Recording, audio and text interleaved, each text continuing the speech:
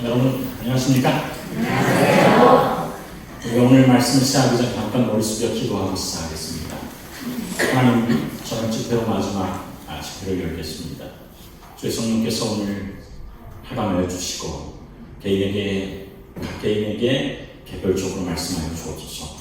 주님께서 나의 피 찾으시는 귀한 영혼들이 오늘의 말씀을 듣고 무엇이든지 간에 성령께서 나에게 깨우치시는 바가 더욱더 확대되어서 정말 우리의 삶이 예언의 주님이시고 천국의 주님이신 예수님의 재림을 위해서 준비할 수 있도록 인도하여 주시옵소서. 네, 성령께서 우리 모두의 마음에 함께하여 주시옵기를 예수님의 이름으로 기도합니다.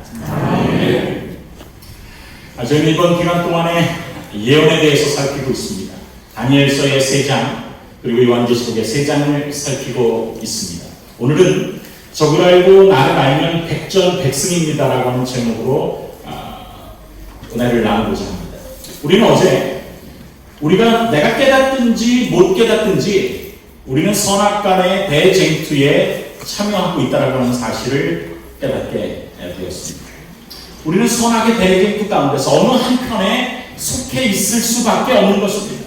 오늘과 내일 여러분 살펴보시면 그것을 더욱더 우리가 분명하게 깨닫게 될 것입니다.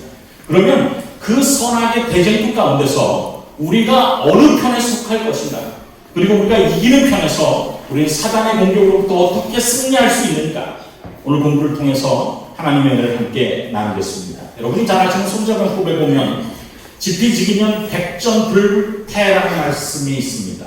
이것은 적을 알고 나를 알면 100번 싸우되 위태하지 않다라고 하는 이야기죠. 우리가 요한계시록 12장을 통해서 하나님의 편과 사단의 편, 여인의 후손과 사단의 후손 사이에 5번의 전쟁을 보게 되었습니다. 그런데 그 전쟁의 마지막인 제5차 대전, 남은 무리와 하나님의 백성 남은 무리와 그리고 사단의 마지막 공격이 가장 치열할 때 우리는 12장을 중심으로 13장의 사단의 강력한 무기가 무엇인지를 우리가 보게 됩니다. 오늘 우리가 살필 것입니다. 그것은 사단의 삼중연합입니다. 사단의 삼중연합. 그렇다면 사단의 삼중연합의 공격에 하나님께서는 어떤 방어책을 가지고 계십니까? 바로 그것이 세 천사의 삼중기별입니다. 그래서 오늘은 사단의 공격을 먼저 살피고 내일은 그렇다면 하나님의 반격을 함께 살피는 시간을 갖겠습니다. 여기 요한계시록 13장에 기록된 사단의 삼중연합은 이런 세 존재가 자주 등장합니다. 등장인물을 설명하겠습니다. 첫 번째는 12장에 나왔던 하늘에 본 큰 붉은 용이 13장에 여전히 두 세력의 뒷배를 가지고 있는 큰 붉은 용이 나옵니다. 그리고는 첫 번째 물에서 나오는 짐승, 우리가 바다 짐승이라고 제가 자주 부를 거예요. 용이 보좌와 권세를 준 짐승입니다. 그러니까 용에게 의해서 세력을 받습니다. 그리고 두 번째 짐승은 땅에서 올라온 짐승입니다. 제가 오늘 계속 땅 짐승이라고 이야기할 것입니다. 그것은 새끼양 같은데 두 뿔이 있고, 그런데 보이기에는 새끼양처럼 보이지만 실제는 용처럼 말하는, 그래서 용과 관련이 있는 이 세 세력이 어떻게 하나님의 백성을 마지막에 공격할 것인지, 그들의 전략이 무엇인지 우리가 살펴보겠습니다. 먼저 시작을 하면서 제가 미리 사과를 한번 하고 시작하겠습니다. 여기 마태복음 16장에 보면 예수님께서 베드로에게, 똑같은 사람 베드로에게 한 번은 사람이 들을 수 있는 가장 귀한 칭찬을 해주셨어요. 바요나 시몬아, 내가 복이 있다. 이를 내게 알게 하는 혈육이 아니요 하늘에 계신 내 아버지시다. 주는 그리스도시오라고 고백한 그의 고백을 예수님께서 무척이나 칭찬해 주셨습니다. 그러나 그것을 깨닫고 이제 드디어 십자가에 대해서 이야기할 때, 오 주님, 십자가라는 것이 주님 앞에는 절대로 일어나면 안 되겠습니다 라고 베드로가 이야기했습니다. 여러분, 베드로가 십자가가 우리 주님께는 절대 있으면 안 되겠습니다라고 이야기하는 것은 인간적으로 보면 하나님 예수님을 생각해서 한 이야기는 맞습니까? 맞습니다. 그런데 하나님의 뜻과는 다르다는 말이에요. 여기서 아주 중요한 신앙의 원칙이 있습니다. 내가 생각하기에 내가 생각하는 대로 하나님을 섬기는 것이 중요한 것이 아니라 하나님의 뜻대로 하나님을 섬기는 것이 중요한 것입니다. 베드로가 그렇게 하지 못했을 때 예수님께서 베드로의 생각을 정신을 번쩍 나는 견책을 주셨어요. 무엇입니까? 사단아, 내 뒤로 물러가라. 똑같이 한 번은 칭찬을 받고 한 번은 견책을 받았습니다. 왜냐하면 하나님께서 베드로에게 사단이라고 아주 강력하게 이야기하신 것은, 왜냐하면 하나님께서 베드로를 사랑하셔서 고치도록 올바른 신앙으로 돌아오도록 초청하시는 것입니다. 제가 오늘 말씀을 시작할 때에 여러분들 마음속에 혹시 부담 있는 어떤 부분이 있다면 이것은 하나님께서 성령을 통해서 나에게 개인적으로 호소하시는 음성이라고 하는 사실을 깨닫고 주님 안으로 견책의, 사랑의 견책을 받고 돌아오게 되기를 간절히 바랍니다. 그럼 이제 저희들이 들어가 볼까요? 계시록 13장에는 두 마리의 짐승이 나옵니다. 다니엘서에는 네 마리 짐승 나왔는데 요한계시록 13장에는 두 마리만 나오니까 벌써 훨씬 안심이 되시죠? 첫 번째 짐승은 이렇게 표현하고 있습니다. 내가 보니 어디에서 한 짐승이 올라옵니까? 바다에서 한 짐승이 올라오는데 뿔이 10이고 머리가 몇 개입니까? 7입니다. 이걸 기억해 주십시다. 바다에서 짐승이 올라오는데 뿔이 10이고 머리가 7이라. 그런데 왜 이 짐승에 대해서 우리가 아는 것이 중요하냐면 이 마지막 요한계시록 13장 8절에 있는 말씀 때문에 이 존재를 아는 것이 중요합니다. 거기에 뭐라고 기록되어 있냐면 죽임을 당한 어린 양 누굽니까? 예수님입니다. 예수님의 생명책에는 누구의 이름이 기록되어 있어요? 구원받을 사람들의 이름이 기록되어 있습니다. 우리의 이름이 거기에 기록되기를 원하는 것입니다. 우리가 참 읽을 때 나의 이름 분명히 거기 적혀있나이까라고 부르는 그 책이 생명책입니다. 그런데 그 어린 양의 생명책에 창세 이후로, 그러니까 모든 세상에 나오는 존재했던 모든 사람들에 다 해당되는 것이죠. 농명되지 못하고 생명책에 이름을 기록되지 못하고 이 땅에 사는 사람들, 한 사람의 예외도 있습니까? 없습니까? 모든 사람에게 해당되는 것입니다. 누구도 예외가 없습니다. 그 사람이 다 짐승에게 경배합니다. 하나님께 경배하지 않냐고 생명책에 이름을 올리지 않은 모든 사람은 다 이 짐승을 어떻게 한다는 것입니까? 경배하게 될 것이라고 예언하고 있습니다. 그렇기 때문에 우리가 이 짐승의 존재와 이 짐승의 공격을 아는 것은 대단히 중요하다는 것을 우리가 깨달을 수 있는 것이죠. 그런데 여러분, 우리가 요한계시록 13장에 나오는 이 짐승, 우리가 예언을 저를 따라서 계속 차근히 공부하셨으면 어디선가 본 듯한 느낌이 나지 않습니까? 다니엘 몇 장을 할 때 이런 짐승들이 섞여 있는 것을 우리가 보았어요. 다니엘 7장을 공부할 때 이런 짐승들이 펼쳐져 있는 것을 보았습니다. 여기 보십시다. 뿔이 10이요. 뿔 10은 네 짐승 중에서 네 번째 짐승의 머리에 뿔이 몇 개가 있었습니까? 10개가 있었어요. 거기서 간 것입니다. 머리가 7이라. 여기 나오는 짐승 머리 다 더하면 몇 개입니까? 7개입니다. 왜? 표범이 머리가 4개이기 때문에. 다 더하면 7개. 그래서 뿔이 10이고 머리가 7이라는 다니엘서 7장의 짐승들이 거기에 같이 포함되어 있는 것을 우리가 알게 된다. 뿐만 아니라 더 분명한 것은 내가 본 짐승은 무엇과 비슷하고 표범과 비슷하고 셋째 짐승이죠. 그 발은 누구의 발 같고 곰의 발, 둘째 짐승입니다. 사자의 입 같은데 입은 사자와 닮았어요. 첫째 짐승입니다. 그런데 이 다니엘 7장에 나오는 짐승들의 총의 천색이 합체가 된 것을 뒷배를 누가 봐주느냐면 용이 보좌와 능력과 권세를 그에게 준 것입니다. 바다에서 올라온 짐승에게 준 것입니다.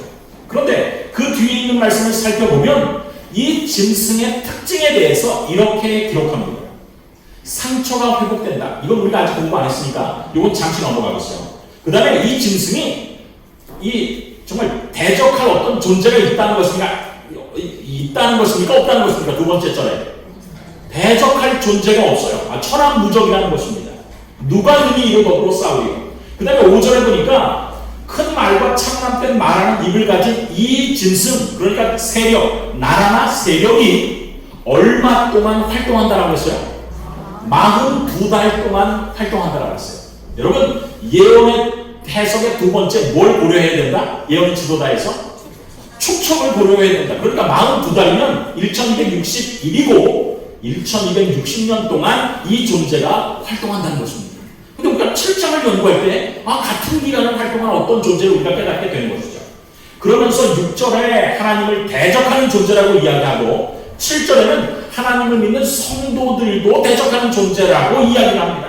그래서 왜 그 세력이 정말 우리가 주의를 기울여야 되냐면 말씀드린 대로 창세 이후로 농명되지 못한 생명체에 농명되지 못한 모든 존재가 이 존재에 경배한다는 것을 우리가 깨닫게 되는 것이죠.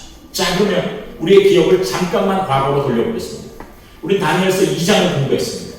그리고 다니엘서 7장을 공부했어요. 2장을 공부했는 데는 안 나왔는데 7장에 같은 패턴으로 나오는 것을 이렇게 비교해 놓고 보니까 2장에는 안 나왔다가 7장에 나오는 한 작은 세력이 있었습니다. 그게 뭘까요? 작은 뿔입니다. 예, 작은 뿔. 제가 얘기 드렸죠. 왜 큰 뿔을 가지고 작은 뿔이냐고 처음 보신 분들 그럴 거예요. 작게 되었다가 크게 된 뿔입니다. 그래서 저는 마지막 장면을 보여드릴게요. 예, 이 작은 뿔입니다. 그런데 이 작은 뿔이 우리가 7장, 다니엘서 7장을 연구할 때 작은 뿔이 하는 활동들을 이렇게 기록해 놓고 요한계시록 13장엔 바다에서 올라오는 짐승을 같이 비교해 놓고 보니까 여기 보면 회생한다, 다시 살아난다, 강한 입을 가졌다, 말하는 강한 능력을 가졌다, 공격 대상이 같고 하나님과의 관계도 적대적이에요. 무엇보다도 6번째로 활동 기간이 두 존재가 다릅니까? 똑같습니까? 똑같습니다. 얼마 동안? 1260년 동안 똑같습니다. 그래서 우리가 머리가 IQ가 조금만 있으면 다니엘서 2장에 나오는 작은 뿔 그 존재와 요한계시록 13장에 나오는 이 첫 번째 짐승이 어떤 존재라는 것을 알게 됩니다. 같은 존재라는 것을 알게 됩니다. 왜냐하면 설명이 똑같습니다. 자, 똑같은 것을 반복할 때 분명히 하나님께서는 거기에 무엇이 있기 때문에 반복하십니까? 강조할 것이 있기 때문에 반복합니다. 그러면 7장에는 안 나오는데 13장에 나오는 어떤 기록들이 있기 때문에 중요한 것입니다. 우리가 첫 번째 중요한 걸 깨달았어요. 여기 보면 그러면 왜 이 짐승, 바다에서 올라오는 짐승을 이 작은 뿔, 로마 교황권을 왜 이렇게 다니엘 7장에 나오는 이 짐승들의 복합체로 묘사했을까? 선악의 대장투의 5차전, 6차전 있어요? 없어요? 없어요. 이게 마지막 싸움입니다. 마지막 싸움이면 가장 효과적인 무기를 다 쏟아 부어야지 되는 거예요. 왜? 뒤에 싸움이 있다면 남겨놓을 수 있지만 이제 뒤에 싸움이 있어요? 없어요? 없어요. 마지막 싸움이기 때문에 최선을 다하는 것입니다. 제가 오늘 마지막 전쟁에서 저녁 시간 마지막 호소기 때문에 열거성을 다하는 것과 똑같습니다. 있는 것 다 쏟아붓는 것입니다. 그런데 왜 그걸 이렇게 했냐면 각 시대를 통하여 하나님의 백성들을 공격할 때 효과적이었던 무기들을 마지막에 이 바다 짐승이 다 쓰는 것입니다. 로마 가톨릭이 다 쓰는 것입니다. 여기 보면 바벨론에서는요, 무엇이 하나님의 백성을 공격하는데 효과적이었냐면 우상숭배. 바벨론에서 우상숭배. 그래서 다니엘 3장에 보면 우상이 나오지 않습니까? 우상숭배. 그리고 거짓 성소 제도가 바벨론 종교의 특징이었어요. 그런데 여러분 다니엘서 8장을 보면 사단이 공격하는 것 가운데 뭐가 있습니까? 성소가 있어요. 그렇죠? 그 다음에 메데파사 페르시아에서는 무엇이 하나님의 백성을 효과적으로 타락시켰냐면 태양 숭배와 일요일 예배를 로마 가톨릭이 거기에서 받아들였습니다. 조로아스터교가 이 메데파사의 국교였는데 그것은 배화고 태양을 섬기는 거예요. 그러니까 태양을 섬기는 날 썬데이를 예배를 안식일에서 일요일로 옮기는 것이 거기에서 차용돼서 온 것입니다. 그러니까 가장 하나님의 백성들을 효과적으로 비슷하지만 다른 것으로 유혹한 것이 뭐냐? 이런 무기들이란 말이에요. 헬라에서는 성경의 신앙이 아닌, 성경의 철학이 아닌 세상 철학을 거기에서 차용해 왔습니다. 그리고 로마에서는 제도를 거기서 차용해 왔습니다. 그래서 각 시대의 하나님의 백성들을 가장 타락시키고 제일 혼란하게 하고 자기 편으로 끌어들이기에 가장 유리했던 작전들을 마지막 5차 대전에 다 쏟아붓는 것입니다. 그런데 여기 보니까 아까 전에 읽으면서 이건 뒤에 설명하겠습니다라고 나온 그 로마 교황권이 요한계시록 13장 3절에 보면 그의 머리 하나가 상하여 죽게 된 것 같더니 그 죽게 되었던 상처가 나음에 온 땅이 이상히 여겨 짐승을 따를 것이라고 이야기합니다. 그의 머리 하나가 언제 상했습니까? 우리가 아는 것처럼 538년에 동고트가 멸망하면서 유럽에서 더 이상 로만 캐톨릭의 교황권에 대적할 수 있는 세력이 없었어요. 그러다가 1798년에 프랑스 혁명 당시에 나폴레옹의 부하 버르티어가 피우스 6세를 유배시킵니다. 발렌스로. 그래서 그 기간 동안 1261, 42달 그 기간 동안 전성기를 누리다가 1798년에 그의 머리 하나가 상하여 죽게 된 것 같은 일이 벌어진 것입니다. 교황령도 뺏기고 교황권도 무너진 것입니다. 그런데 그것이 언제 다시 회복되었는가? 이탈리아의 독재자 무솔리니가 힘은 있지만 정당성을 부족한 자신의 그 삶을 정당성을 확보하기 위해서 누구에게 교황령을 주는 것을 사인을 해서 교황령을 줬냐면 로마 교황권과 사인을 해가지고 라테란 조약으로 교황령이 회복됩니다. 그래서 여러분 요새 이탈리아에 가면 이탈리아 로마 안에 또 무엇이 있어요?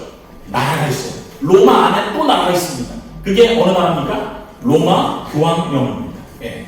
그래서 로마 교황권이 죽게 되었다가 극적으로 부활하는 사건이 1929년 2월 11일 라테란 조약으로 일어나게 된 것입니다.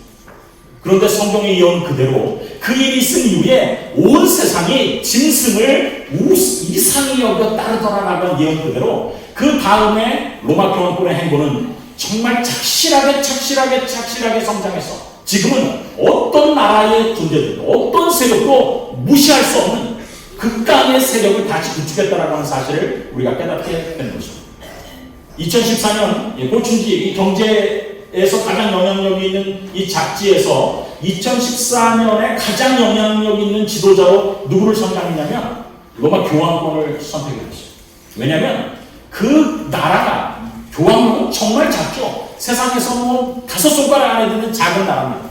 그런데 그 나라가 세상의 모든 나라들과 대사를 교환하고 세상의 모든 나라의 정치에 간섭합니다. 여러분 뉴스를 보다가 보면요, 우리가 북한 문제로 뭐 하는데 누가 거기에 성명선했다는 게 가끔 뉴스에 나오니까 로마 교황청에서는 다음과 같이 평화롭게 모든 것을 해결하기를 바란다는 성명을 냈습니다라고 하는 뉴스가 나오는 것입니다. 가장 영향력 있는 지도자 가운데 하나가 됐습니다. 예, 여기 보면 로마 교황은 세상의 모든 종교 지도자나 정치 지도자나 아주 손쉽게 만나고 손쉽게 자기의 의견을 개진할 수가 있습니다. 그래서 우리 예언이 정말 맞다면 앞으로 이런 현상은 더 세고 더 강력하게 될 것입니다. 세상의 모든 존재들이 여기 8절에 기록된 대로 죽임을 당한 어린 양의 생명책에 창세 이후로 농명되지 못하고 이 땅에 사는 자들이 다 짐승 로마 교황권에게 굴복하게 될 것이다 라고 성경이 이야기하고 있는 것입니다.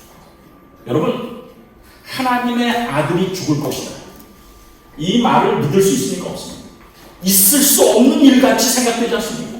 구약의 모든 사람들이 하나님의 아들이 죽는다라고 하는 예언이 이루어지지 않을 것이라고 생각했어요. 그러나 그 일이 이루어진 거죠. 요한계시록 13장 8절의 예언도 이루어지게 될 것입니다. 여러분, 우리가 그 전에 다니엘서를 통하여서 하나님의 예언이 이루어지지 않을 것처럼 보이지만 이루어지고, 분명히 이루어질 것처럼 보였던 사단의 세력의 성공이 하나님의 특별한 개입으로 없어졌던 것처럼 역사는 하나님의 손에 있는 내비게이션처럼 하나님께서 그 뜻을 가리킬 때에 그 역할들을 분명히 감당할 것이라고 하는 사실을 기억하게 되기를 간절히 바랍니다. 그렇다면 어떻게 그 일이 가능할까? 두 번째 짐승 때문에 가능하다는 것입니다. 요한계시록 13장에 하나님은 두 번째 짐승을 오늘 우리에게 강조하고 있습니다. 그 짐승은 어떻게 생겼는가? 요한계시록은 우리에게 이렇게 설명하죠. 내가 보매 또 다른 짐승이, 다른 모든 짐승들은 바다에서 올라왔는데 이 짐승은 어디에서 올라옵니까? 땅에서 올라와요. 근데 생긴 것도 누구처럼 생겼습니까? 새끼 양, 성경에서 양은 예수님을 의미해요. 예수님처럼 생겼는데 처음에 시작은 그랬는데 무엇처럼 말합니까? 용처럼 말하는 것입니다. 그런데 12절에 보니까 이 존재가 어떤 역할을 감당하느냐면 저가 먼저 나온 짐승, 그게 뭐냐면 첫째 짐승에, 바다에서 올라온 그 짐승의 모든 권세를 그 앞잡이로 행하는 것입니다. 그의 앞에서 행하고 땅과 땅에 거하는 자들을 처음 짐승 바다 짐승에게 경배하게 하는 그 짐승에게 경배하게 하는데 그 짐승이 어떤 짐승이냐? 헷갈리지도 않게 곧 죽게 되었던 상처가 나은 짐승입니다. 이렇게 기록하고 있습니다. 그러니 로마 교황권이 다시 중세에 무소불위의 권력을 가졌던 것처럼 예수님께서 이 땅에 다시 오시기 전에 무소불위의 권력을 다시 한번 갖게 될 것인데 누가 그 일에 앞장설 것이다? 미국이 앞장설 것이다. 예, 두 번째 짐승이 앞장설 것이다 라고 이야기합니다. 이 메세키안 같은 짐승. 그렇다면 땅이 여자를 도와서 땅에서 올라온 이 나라가 어떤 나라를 의미하는가? 우리가 어제 요한계시록 12장을 공부하면서 선악의 대장에서 신약의 하나님의 교회를 로마 교황권이 핍박하고 또 다 죽이고 최소한 5천만 명 이상을 죽일 때 거기에서 하나님의 신앙을 가지고 정말 앞이 안 보이는 그 대서양에 자기의 목숨을 걸고 100여 명의 사람들이 메이플라워를 하고 약속의 땅 신대륙으로 건너왔습니다. 문자 그대로 땅이 여자 하나님의 백성을 도운 것입니다. 그래서 구교회에서 구대륙에서 구교회에 의해서 정말 핍박받고 목숨을 위협받는 그 상황 가운데서 신대륙으로 그들이 왔어요. 땅의 여자를 도운 것입니다. 그 다음에 여기 성경에 보면 계시록 13장 11절과 12절에 보면 새끼양같이 두 뿔이 있다라고 하는 것처럼 두 뿔, 두 세력입니다. 어떤 세력을 그들이 철저한 세력으로 신봉했냐면 왕 없는 민주주의라고 하는 세력을 신봉했습니다. 그리고 교황이 없는 종교의 자유를 그들의 헌법의 기초에 넣는 두 개의 아주 기둥되는 세력으로 그들이 삼고서 양처럼, 새끼 양처럼 순하게 그렇게 믿음을 가지고 시작했습니다. 여러분, 그들이 왕정에 시달렸어요. 교황권의 그 압박에 시달렸습니다. 그래서 다시는 왕이 학대하지 않는, 다시는 교황의 어려움을 당하지 않는 그런 나라가 되고자 헌법에 민주주의와 그리고 종교 자유를 헌법에 가장 중요한 가치로 놓고 미국이 탄생한 것입니다. 그런데 여기 보면 성경에 있는 말씀을 보니까 작은 뿔과 복한 짐승은 같은 존재인데 우리가 지금에 있는 말씀을 살펴보면 이 복합 짐승, 바다에서 올라온 짐승과 새끼양 같은 땅에서 올라온 짐승은 여기 있는 쭉 말씀을 보니까 누가 누구를 돕는 관계예요? 땅에서 올라온 짐승, 땅 짐승이 바다 짐승을 돕는 것입니다. 그러니까 둘은 적대한 세력입니까? 같은 편입니까? 같은 편이란 말이에요. 그리고 그 일, 첫 번째 짐승에게 모든 세상의 사람들을 경배하고 매력을 느끼게 하는 일을 누가 도와준다? 미국이 앞장서서 도와준다라고 하는 것을 알게 되는 것입니다. 어떻게 이 일이 가능할까요? 목사님, 이게 정말 가능한 일일까요? 정말 가능한 일입니다. 우리가 첫날 다니엘서 2장을 공부하면서 유럽은 다시 통합되지 않을 것이라고 예언했는데 히틀러와 나폴레옹이 그 예언을 이겨먹으려고 했어요. 거의 다 유럽을 통일하고 어디만 남았습니까? 영국만 남았어요. 그런데 영국을 가려다 보니까 뒤에 늘 허시탄탄 노리고 있는 소련이 걱정됐어요. 소련이 한 주먹거리도 안 자니까 내가 여기를 박살내고 그리고 영국을 차지할 것이다 라고 했는데 두 세력 다 그 해에 소련을 공격했던 그 해가 그 200년 가운데 가장 추운 달이었다. 이거는 누가 개입하신 것입니까? 날씨와 기상을 그의 손아귀에 쥐고 계신 하나님께서 개입하셨어요. 틀림없이 프랑스의 나폴레옹이 이겨야 되는 것입니다. 독일의 히틀러가 이겨야 되는 것입니다. 뭐 전력이나 뭘 다 바로 그래요.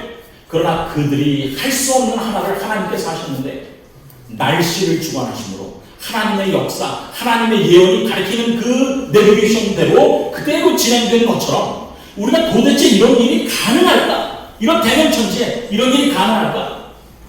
하나님께서 예언하신 대로 모든 것이 이루어지게 될 것입니다.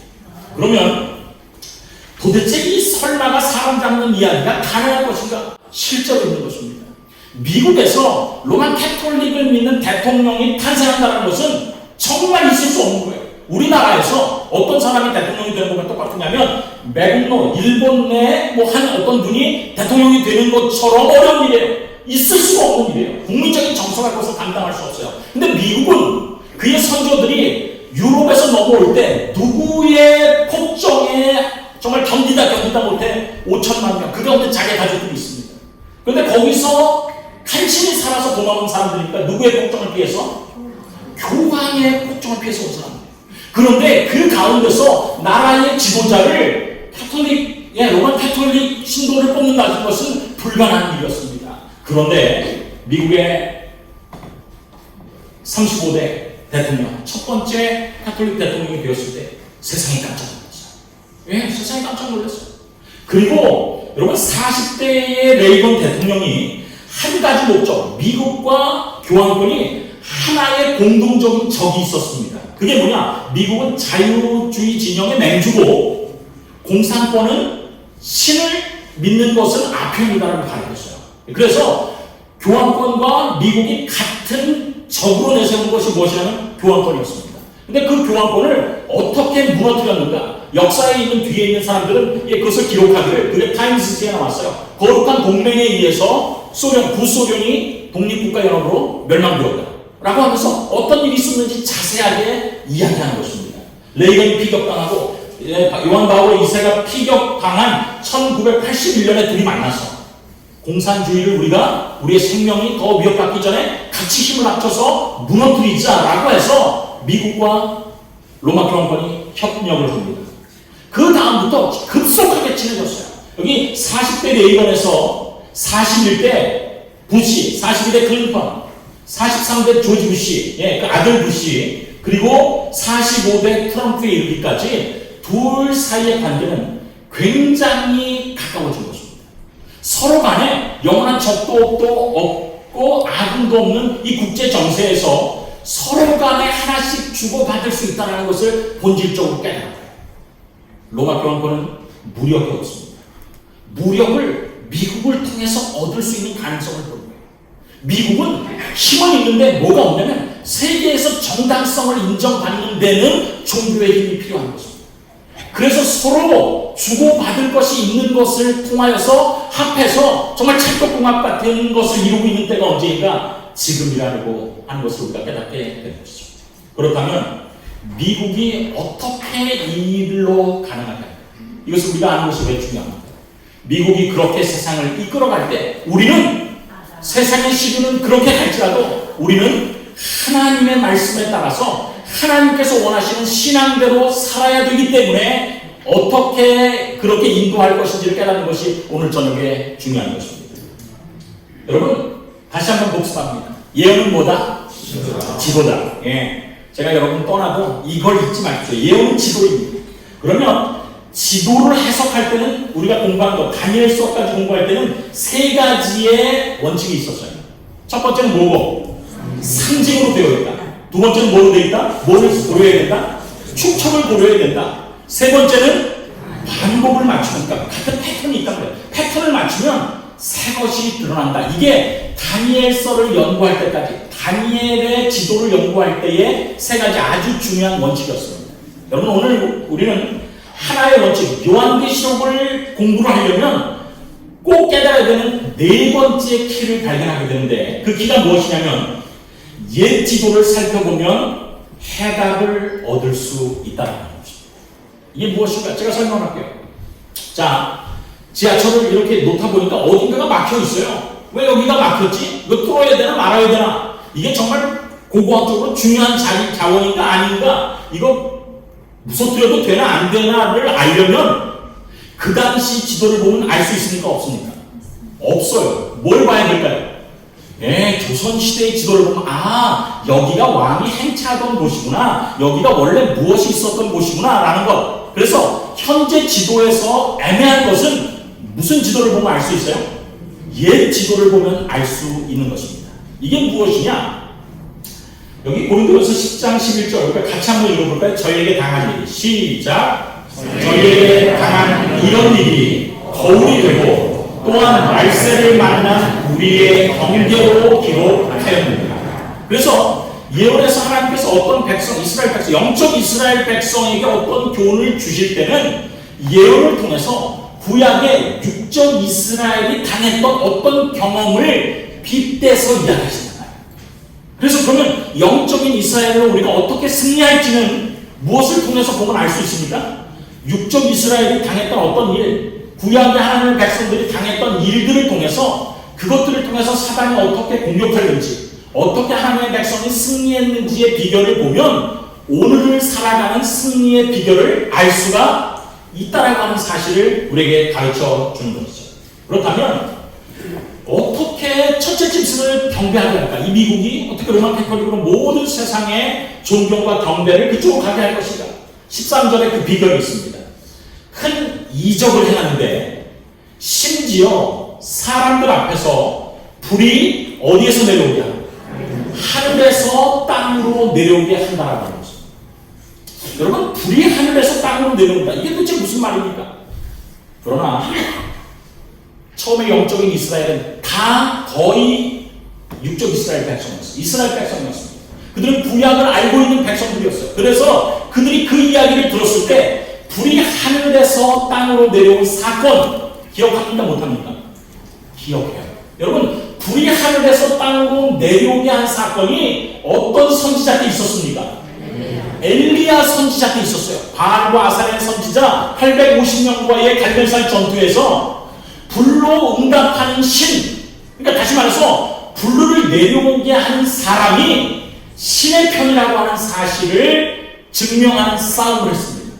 그래서 내가 신을 내려오게 할 수 있다라고 하는 것이 엘리야 시대의 그 바알의 선지자와 아사랴의 선지자와의 싸움, 바알산의 경험에서 우리가 알 수가 있는 것이죠.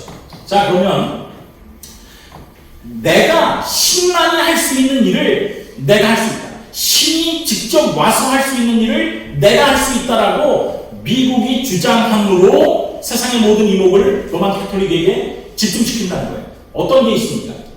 하나님만이 하실 수 있는 자격증이 두 개가 있습니다. 정말 오늘 여러분 정말 좋은 공부를 하십니다. 여러분, 세상에 신들이 많습니까? 없습니까? 신들이 많아요. 무슨 신, 뭐 선한당 신, 하다마다 공신, 뭐 여기까지 신들이 많이 있습니다. 그런데 하나님께서 다른 신들은 할 수 없고 하나님께서만이 하실 수 있는 라이센스 두 개를 이스라엘 앞에 제시합니다. 첫 번째는 뭐고? 창조고. 두 번째는 뭐다? 예언이다. 이게 여러분 귀에 못이 박도록 잘 들으셨을 것입니다. 창조와 예언은 사단은 할 수 없습니다. 하나님께서만이 생명을 불어넣으실 수 있는 능력이 있으세요. 생명은 하나님께만 속한 것입니다. 그리고 세상의 앞일을 알고, 그리고 그 세상의 그 앞일 아는 대로 세상의 역사가 이루어지도록 인도하시고 손아귀에 쥐고 운행하시는 분은 하나님께서만이 하실 수 있어요. 그런데 하나님께서만이 하실 수 있는 그 두 개를 불이 하늘로서 내려오는 것을 성공하게 한 것처럼, 바알의 선지자가 그렇게 하기 위해서 애썼던 것처럼 거의 그렇게 한단 말이에요. 하나님께서만이 하실 수 있는 일을 모방한다라고 하는 것입니다. 자, 보십시다. 어떤 게 있습니까? 이건 넘어가겠습니다. 창조, 하나님께서만이 가지고 있는 첫 번째 라이선스 창조는 오직 죽지 아니함이 그에게만 있고, 디모데후서 6장 16절에 나옵니다. 여러분, 생명은 하나님께서만 있고 생명을 주실 분도 생명을 취할 분도 누구에게만 있어요? 하나님에게만 있어요. 그렇게 그런 것이 틀림없는 사실임을 아는 것이 왜 중요합니까? 천하 인간의 구원을 얻을 만한 다른 이름을 너에게 준 일이 없음이냐. 하나님께서만이 생명을 주신다. 본질적으로 사람은 하나님께서 숨을 거둬가시면, 정확하게 얘기하면 내가 하나님과의 관계를 스스로 끊어버리는 순간 64kg의 몸무게를 가진 사람은 9,720원짜리 흙으로 돌아가는 것입니다. 그런데 그분께만 죽지 아니함이 있는데 미국이 세계를 향해서 가장 큰 영향력을 끼치는 것이 무엇이냐면 헐리우드입니다. 그리고 드라마예요. 정말 재밌는 것이 영어가 어느 나라 말입니까? 갑자기 질문하니까 이상하시죠? 영어가 어느 나라 말이에요? 제가 그 유학 갔을 때 다른 분이 얘기할 때 네가 영국 영어 쓴다라고 하니까 그분이 오히려 전 이상해 보더라고요. 영어는 영국 말이야.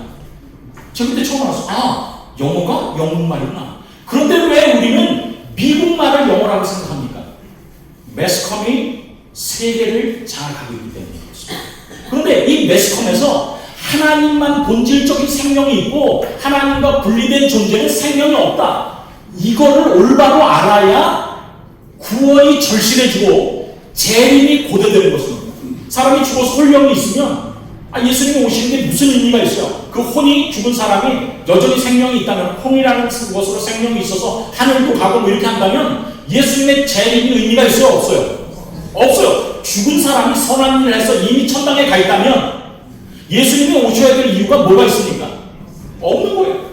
그래서 사람이 죽어도 어떻게 본질적으로 이렇게 생명이 있다라고 하는 사실은 예수님의 재림을 기대를 안 하게 만듭니다. 현생의 삶에서 내가 선택해서 주님을 선택하는 것이 너무너무 귀한 사실이라고 하는 사실에 대한 의미를 약하신답니다. 그런데 미국은 매스컴을 통해서 나온 모든 것들이 무엇이냐면 하나님을 의지하지 않고도 생명이 있다고 하는 것입니다. 이게 매스컴을 전체를 장악하고 있어요. 예, 죽은 사람들에게도 생명이 있다. 요즘 좀비물 나오는 모든 것의 특징이 그것입니다. 그리고 죽은 자와 교통할 수 있다. 고스트 위스퍼러. 예, 그래서 죽은 자와 교통하는 영매들의 이야기가 미국의 드라마를 판치고 있어요. 그리고 오컬트 무비들이 판치면서 사람이 아닌 존재, 죽은 존재들과 교통하고 그들이 사람에게 해를 끼칠 수 있다라고 하는 이런 생각들이 공포를 통해서, 공포심을 자극해서 사람들의 마음속에 그 중요한 역할을, 하나님을 떠나도 어떤 생명이 존재한다라고 하는 사실이 미국이 장악하고 있는 헐리우드와 매스컴 그리고 매스미디어를 통해서 무분별하게 세상에 펼쳐지고 있는 것입니다.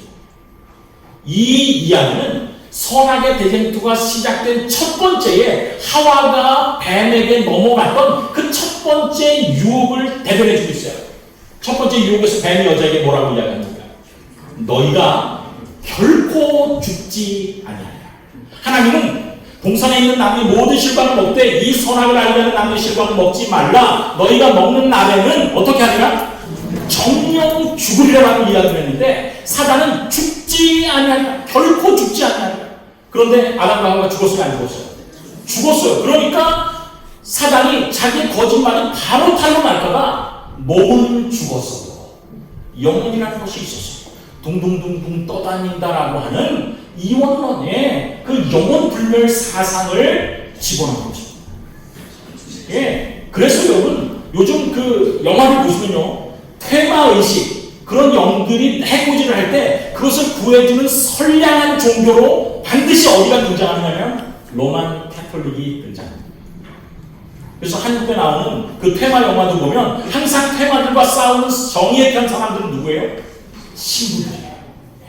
사람들의 마음속에 하나님의 말씀과 상반되는 것을 증거하면서 그러면서 그것이 가리키는 선한 존재는 어느 쪽으로 가리키냐면 요한계시록 13장의 첫 번째 짐승으로 가르치고 있는 것입니다. 두 번째, 하나님께서만이 하실 수 있는 라이센스 두 번째는 예언이에요. 그 예언을 자기도 할 수 있다라고 이야기하는 것입니다. 여기 보면 요한계시록 13장에 하나님께서는 이 14장에 두 번째 밑에 있는 걸 먼저 보겠어요. 짐승과, 이건 첫째 짐승이에요. 그리고 그의 우상, 이거는 미국이 첫째 짐승에게 경배하기 위해서 첫째 짐승과 비슷하게 생긴 우상의 어떤 단체를 만들어서 거기에 경배하게 함으로 첫째 짐승에게도 경배하고 결국은 용에게도 경배하는 어떤 시스템을 미국이 만들 것을 이야기합니다.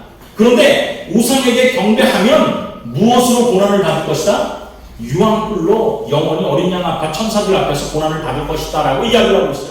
14장은 하나님의 편의 반격이니까 우리가 내일 공부할 것입니다. 그런데 14장이 그렇게 하면 안 된다라고 분명히 이야기하는 것입니다. 예, 농용되지 않고 이 세상의 모든 따라 사는 사람들이 경배할 것이지만 결코 그렇게 하면 되지 않는다라고 이야기하고 되지 않을 것, 결국은 그 권세가 빼앗길 것을 성경은 이야기하고 있어요. 그런데 사단은 뭐라고 합니까? 예언은 그렇게 됨을 사단이 미리 알매도 불구하고 뭐라고 주장하느냐면 짐승과 우상에게 경배하지 아니하는 자는 며칠인지 다 어떻게 한다? 죽이게 할 것이다 라고 엄포를 놓는 것입니다. 실제로 하나님께서 원하시는 예언은 그 반대인 거예요. 자, 하나님은 13장을 향해서 우상에게 경배하지 않는 자는 다 죽이게 하더라. 저가 모든 자 곧 오른손이나 이마에 표를 받게 하고 그 표를 가진 자 외에는 매매를 못하게 하더라. 이게 목숨을 예진다는 거예요. 그렇게 강요한다는 것입니다. 하나님의 표는 14장에 뭐라고 경고하는데? 아니다. 누구든지 짐승과 그의 우상에게 경배하고 이마에나 손에 표를 받으면 그것이 문제다라고 가르칩니다. 13장은 이마에 짐승과 우상에게 경배하고 이마에나 손에 표를 받아라. 그렇지 않으면 며칠인지 다 죽이게 돼. 14장은 아니다. 그렇게 하면 다 죽이게 돼. 여러분, 어느 한쪽에 우리가 서야 되는데 하나님께서는 그 어느 한쪽에 설 때 무엇이 정말 하나님께서 원하시는 길인지 예언의 주님은 알고 계시다. 그리고 그것을 우리에게 14장을 통해서 경고하시는 것입니다. 우리가 더 자세히 살피겠습니다. 그런데 이렇게 하나님의 계획이 분명함에도 불구하고 어깃장을 놓고 예언의 하나님을 대적하는 이 일은 언제도 있었는가? 구약에도 있었어요. 다니엘서를 우리가 공부하면서 다니엘서의 예언적인 부분 말고 역사적인 부분도 있습니다. 그게 뭐냐면 다니엘서 3장이 처음 나오는 거예요. 근데 다니엘서 3장을 보면 요한계시록 13장의 공격을 아주 그대로 눈에 그림 그리듯이 하나님께서 보여주셨습니다. 자, 보십시다. 다니엘이 2장에 보고 느부갓네살에게 설명한 것은 이 두 개 중에 어떤 것입니까? 이쪽에 있는 것입니다. 금, 은, 동, 철, 그리고 10발가락. 요걸 본 것입니다. 근데 이게 예언임에도 불구하고 이게 하나님께서 느부갓네살에게 알려준 것임에도 불구하고 느부갓네살이 만든 동상은 어떤 동상을 만들었어요? 우상을? 요렇게 만들었어요. 요렇게. 머리서부터 발끝까지 다 뭡니까? 금입니다. 어느 나라가 계속되기를 바라는 거예요? 금머리, 자기의 나라 바벨론이 계속되기를 바라는 것입니다. 하나님의 예언은 분명히 왕 후에 왕만 못한 다른 나라가, 그래서 결국은 마지막 6번째로 어느 나라가 임하게 되어 있어요? 하나님의 나라가 임하게 되어 있지만 바벨론의 왕 느부갓네살은 알면서도 비슷한 것을 만들었지만 다른 것을 만든 것입니다. 하나님의 예언을 대적하는 것입니다. 그리고 나서 무엇을 하느냐면 거기에 절하지 않으면 며칠든지 다 어떻게 하겠다라고 법령을 만들어요? 며칠든지 다 죽이겠다라고 하는 법령을 만듭니다. 똑같습니다. 이 똑같은 예언이 반복되는 거예요. 짐승과 그의 우상을 만든 다음에 이제 미구한 불온한 장래의 것이 만들어질 것입니다. 그리고는 그것이 강제적인 법령을 띄우는 것입니다. 로마 교황권은 지금 중세가 아닌 지금의 강제성이 없어요. 근데 강제적인 힘을 가할 수 있는 것은 어느 나라냐면 미국이 힘을 가지고 있는 것입니다. 그래서 며칠든지 짐승과 그의 우상에게 경배하지 않으면 다 죽이게 만드는 것입니다. 여기 짐승의 우상에게 경배하지 않는 자는 며칠든지 다 죽이게 하라. 저가 모든 자로 오른손이나 이마에 표를 받게 하고 이 표를 가진 자 외에는 매매를 못하게 하니라고 하는 일이 다니엘서 3장에 있었던 것처럼 마지막 시대에 그대로 다시 반복되게 될 것입니다. 정치의 힘으로, 권력의 힘으로 신앙을 강제하는 역사, 다니엘 3장의 역사, 느부갓네살이 하나님의 예언과는 다른 자신의 아집을 가지고 우상을 만들고 종교적인 강제를 정치적인 힘으로 강제했던 그 역사가 마지막 시대에 반복될 것이라고 하는 사실을 우리에게 가르쳐주고 있는 것입니다. 이마를 숙이고 손을 모아 절하게 합니다. 그래서 이마와 손을 보면 경배하게 하는 것을 알게 하고 순종을 표하도록 강제하는 일이 다니엘서 3장에만 있었던 것이 아니라 우리도 경험하게 될 것입니다. 왜냐하면 예수 그리스도의 나라가 임하는 것은 사단의 종국을 의미해요. 그래서 사단이 마지막으로 발악을 하는 것입니다. 그리고 하나님의 예언은 사단의 그런 발악적인 공격에서 어떻게 우리가 하나님의 구원하시는 능력을 내 것으로 할 수 있는 신앙을 가질 수 있는지를 다니엘서 3장을 통해서 발견하게 되는 것입니다. 여러분, 어떤 어려움이 있더라도 풀무불에 들어가는 것을 요청할지라도 어떤 세력들이 여러분에게 신앙을 강제할 때 여러분의 신앙이 다니엘의 세 친구처럼 하나님 안에 굳게 서는 신앙이 되기를 간절히 바랍니다. 그렇다면 무엇이 하나님의 표이고 무엇이 짐승의 표인가? 이 표를 가진 자 외에는 매매를 하지 못하냐면 이 하나님의 표가 무엇이고 짐승의 표는 도대체 무엇인가? 하나님의 표는 안식이에요. 안식이에요. 여기 보면 인의 세 가지 요소, 직위와 이름과 범위.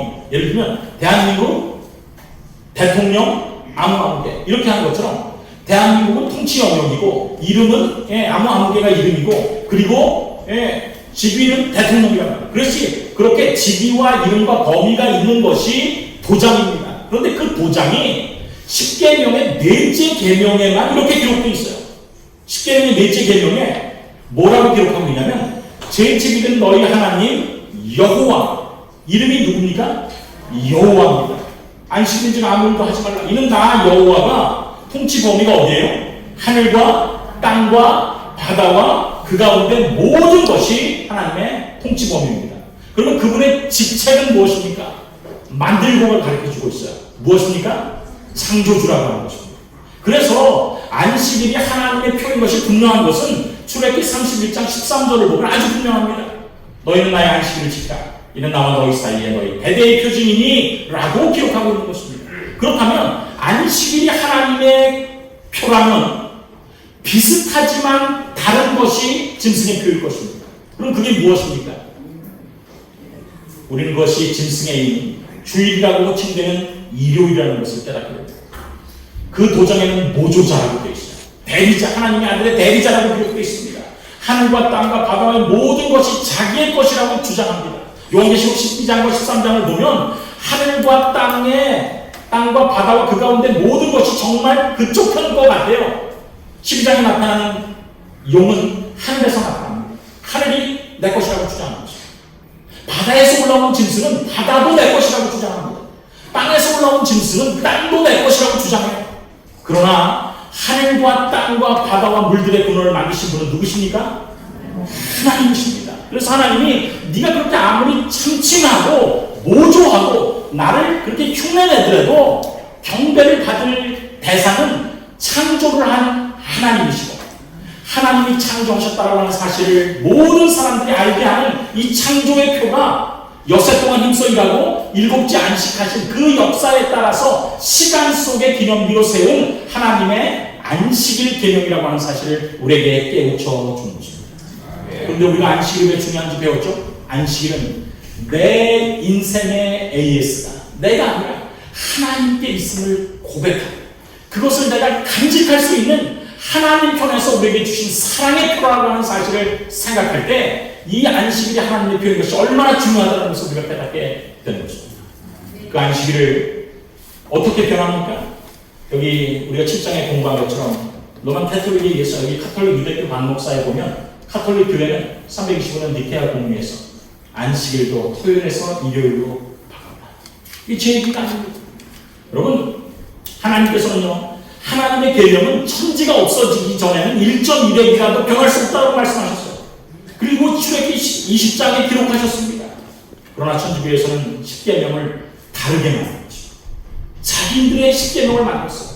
하나님의 계명이 있음에도 불구하고 교회의 결의로 10계명을 바꿨습니다. 어떻게 이런 일이 있을 수 있습니까? 여기 이거 제 얘기가 아닙니다. 이 박도식 신부가 저서한 카톨릭 출판사에서 나온 이 새로운 이 신도들을 위한 교리문답이 있습니다. 거기 보면 송군과 박신부의 이야기를 통해서 이 교리를 공부하는 것인데 거기 이런 게 있어요. 다음에 셋째 계명을 말씀해 주십시오. 여기 셋째 계명이라고 이야기해요. 원래는 주일을 지키고 안식일을 지키고 하는 시간에 대한 계명은 넷째 계명인데 둘째 계명 우상을 만들지 말라라는 계명을 없앴기 때문에 넷째 계명 성경의 넷째 계명이 천주교의 셋째 계명이 된 것입니다. 그런데 여기 그들이 고백하고 있어요. 셋째 계명은 안식일을 거룩히 지내라 하신 말씀을 따라 안식일을 지켜야 되는데 안식일을 기억하여 거룩히 지키라고 하신 말씀을 따라 무엇을 거룩하게 지키라는 계명입니다? 주일을 지키라는 계명입니다. 뭔가 시작부터 이상합니다. 그래서 일요일엔 모두 교회에 가는군요. 박신부 그렇습니다. 그런데 여기 한 가지 말씀드리고 싶은 것은 사실을 실토하는 것입니다. 안식일은 쉬는 날이라는 뜻인데 하나님께서 우주를 창조하시고 쉬었던 마지막 날, 즉 언제입니다? 토요일입니다. 그래서 우리 요즘도 달력을 보면 토요일이 주말로 되어 있습니다. 수업은 그러면 가톨릭교가 아닌 다른 일반 개신교에서는 소위 성경대로만 한다면서 왜 토요일을 안식일로 지내지 않고 일요일을 주일로 지내죠? 박신부, 아니 그런 문제까지 끌어내면 곤란한데요. 그들의 종교란, 일반 개신교입니다. 그들의 종교란 카톨릭에서 나간 것이니까 카톨릭을 모방할 수밖에 없잖아요. 그러니 이야기하는 것입니다. 신약 성경에 분명히 일요일을 주일로 지내는 말은 있습니까? 없습니까? 없습니다. 다만 금방 말씀드린 그런 이유로 교회의 무엇으로? 교회의 권위로. 그러니까 교회가 축일들을 제정하고 성경에 있는 것보다 더 자신들의 결의가 우선하다라는 것을 증명하는 표가 뭐냐면 성경에 근거가 없는 안식일을 주일로 바꿨다라는 것. 그리고 우리가 세상의 모든 교회보다 우선하다라는 것이 그들이 성경대로 한다면서 개혁해서 나갔다면 성경에 기록된 안식일을 지켜야 됨에도 불구하고 자신들을 따라한다는 것으로 그들이 우리의 권위를 인정한다라고 이야기하는 것입니다. 성경의 안식일이 하나님의 계명, 하나님의 표가 바뀌어졌더라는 것, 하나님께서 침수로 기록된 것이 바뀌어졌더라는 것을 우리가 확인할 수가 있는 것이죠. 우리는 하나님의 일과 사람의 일이 우리의 영원한 운명을 결정하게 될 것이라고 하는 사실을 우리가 깨닫게 되는 것입니다. 저는 역시 여러분 혹시 이 사람을 아십니까? 예, 박진영입니다. 예, 이분이 요즘 젊은이들이 제일 닮고 싶은 사람이죠. 이 박진영이 그 힐링 캠프에 나와서 한 이야기가 있습니다. 자기가 돈을 벌었더니, 그래서 20살이 되기 전에 뭐 한 20억인가를 벌었대요. 이야, 그랬더니 돈을 벌었더니 한 33%, 3분의 1 정도 만족이 되더라는 것입니다. 그런데 그게 다가 아닌데, 돈으로 채워질 수 없는 게 있는데, 그게 뭐냐면 명예를 얻는 것이 더 중요하다는 것을 돈을 얻고 보니까 깨달았대요. 그래서 명예를 얻었어요. 대한민국의 최고 엔터테이너라고 하는 명예를 얻었습니다.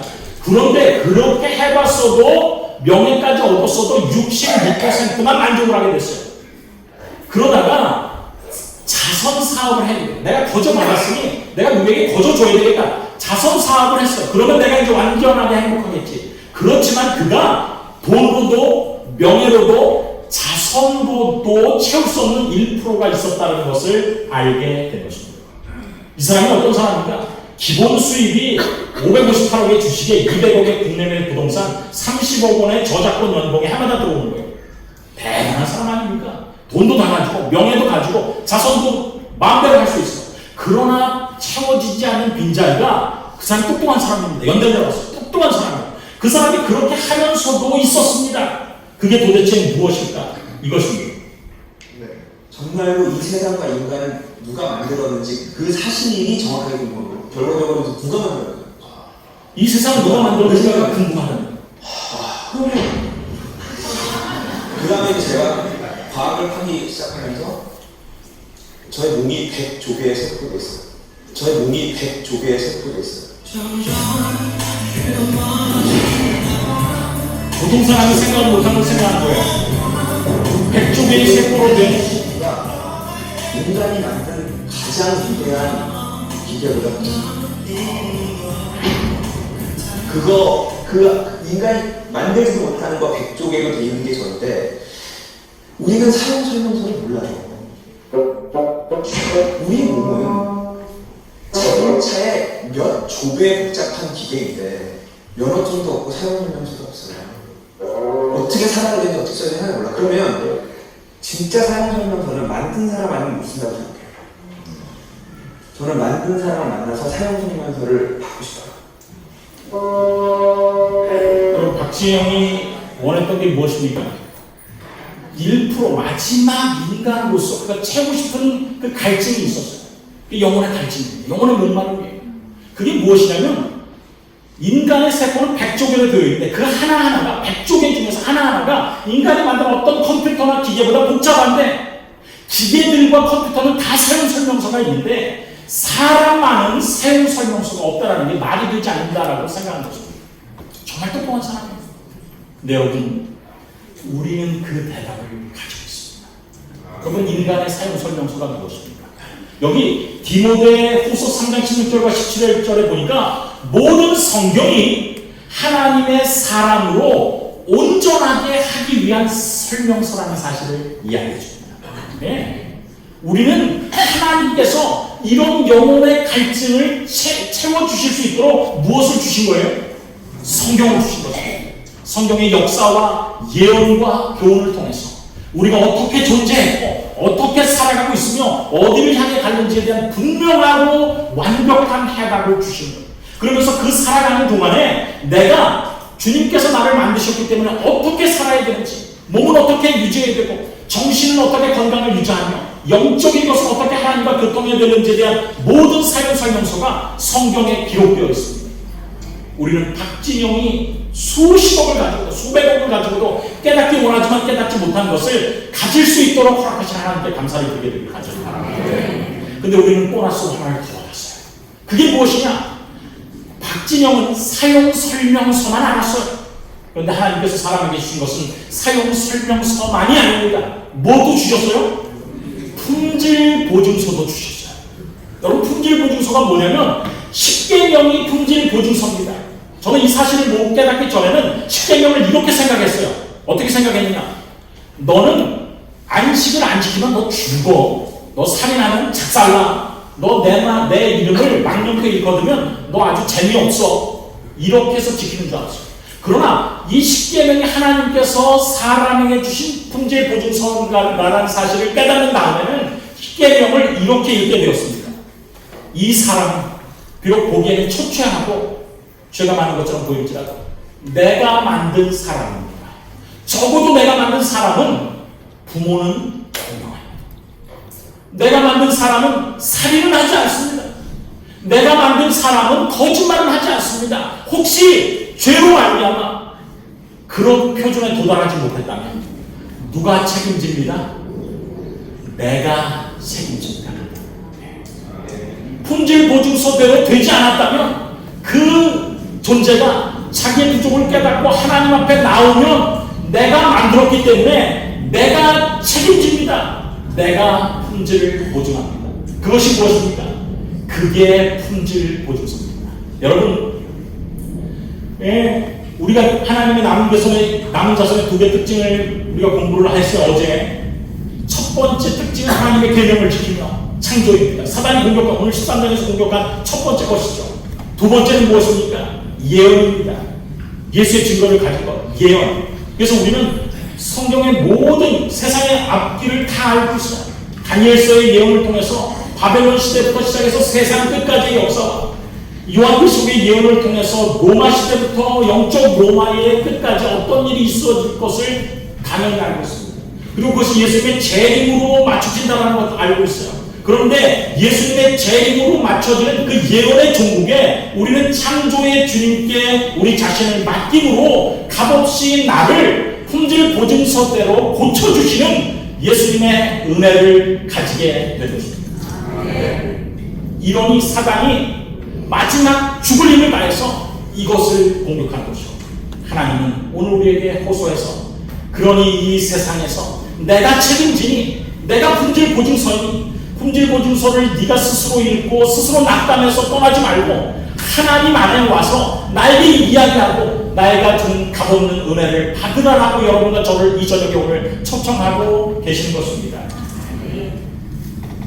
똑같은 햇빛을 쐴 때 얼음과 진흙은 반응하는 것이 다릅니다.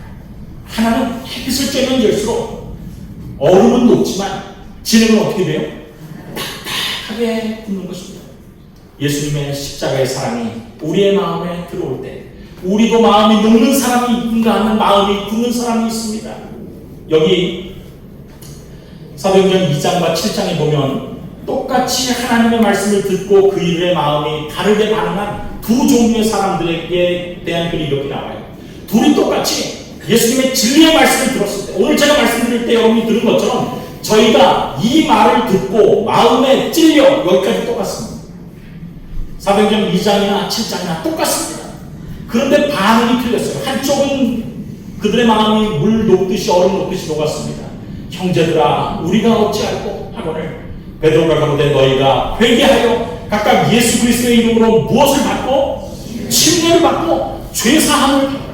왜냐하면 네 인생의 문제를 네가 고민하는 것이 아니라 안식일의 주인이신 그분이, 우리를 창조하신 그분이 너를 품질 보증서에 네가 모자랄 때 채워주실 분이라고 하는 사실을 깨닫고 믿고 침례를 받고 하나님의 은혜를 받으라고 초청하는 것입니다. 그러나 우리의 마음이 굳어지면 어떻게 됩니까? 저희가 이 말을 듣고 똑같이 마음에 찔렸지만 저를 향하여 이를 갈거니 저희가 큰 소리를 지르며 귀를 막고 일심으로 그에게 달려들고 성 밖에 내치고 돌로 치게 된 것입니다. 우리는 나를 죽이는 침례를 받든지 다른 사람을 죽이든지 둘 중에 하나의 선택권이 없습니다. 오늘 저는 여러분들에게 마지막으로 소망합니다. 믿고 침례를 받는 사람은 구원을 얻을 것이라고 이야기합니다. 믿지 않는 사람은 정죄를 받으리라고 이야기합니다.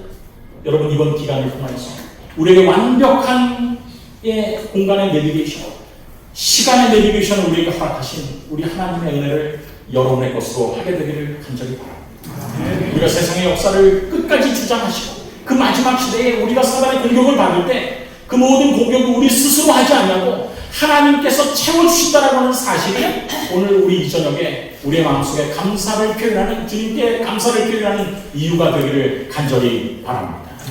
저는 이제 여러분에게 눈을 감고 기도하면서 호소하기를 원합니다. 정말 이런 귀한 진리를 깨닫게 하신 하나님 감사합니다. 내가 이번 기회가 지나가기 전에 내 마음이 얼음 가운데서 녹여짐을 당하도록, 굳는 것이 아니라 녹여짐을 당하도록 내가 예수님을 나의 개인의 구주로 영접하기를 원합니다라고 생각하시는 분은 손을 들어서 표시해 주시기를 부탁드립니다.